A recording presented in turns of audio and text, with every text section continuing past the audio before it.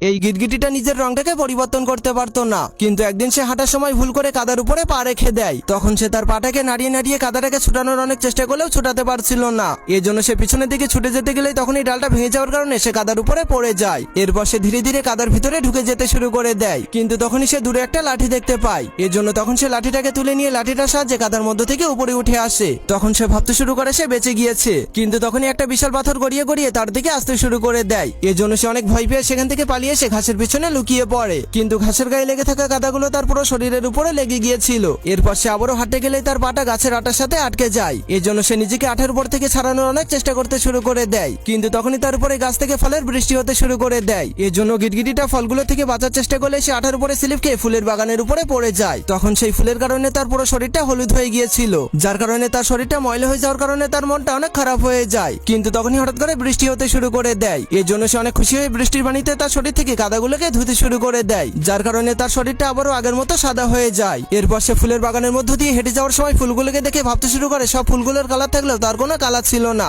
কিন্তু তখনই হঠাৎ করে তার পুরো শরীরটা রংধনুর মতো চকচক করতে শুরু করে দেয়। তখন সে নিজেকে দেখার পর অনেক আনন্দ করতে শুরু করে দেয়। এর জন্য সে তার জিভটাকে ডালের সাথে পেঁচানোর পর লাফ দিয়ে রংধনুটার কাছে চলে আসে। এরপর সে যতই রংধনুটার মধ্যে দিয়ে যেতে শুরু করে ততই তার শরীরে রংটা পরিবর্তন হতে শুরু করে দেয়। এরপর সে রংধনুটার একদমই ওপরে উঠে গেলেই তার পুরো শরীরটাই লাল হয়ে যায়, কিন্তু তখনই সূর্যের আলোটা বেড়ে যাওয়ার কারণে রংধনুটা অদৃশ্য হতে শুরু করে দেয়, যার কারণে সে নিচে পড়ে গিয়ে লাফাতে লাফাতে তার শরীরের রংটা ক্রমাগত পরিবর্তন হতে শুরু করে দেয়। কিন্তু তখনই সে বুঝতে পারে যে তার কাছে এখন রংধনুর মতো 7টা কালার আছে। এর জন্য সে সিদ্ধান্ত নেয় যে এখন থেকে সে রংধনুর মতো 7টা কালার হয়ে বেঁচে থাকবে।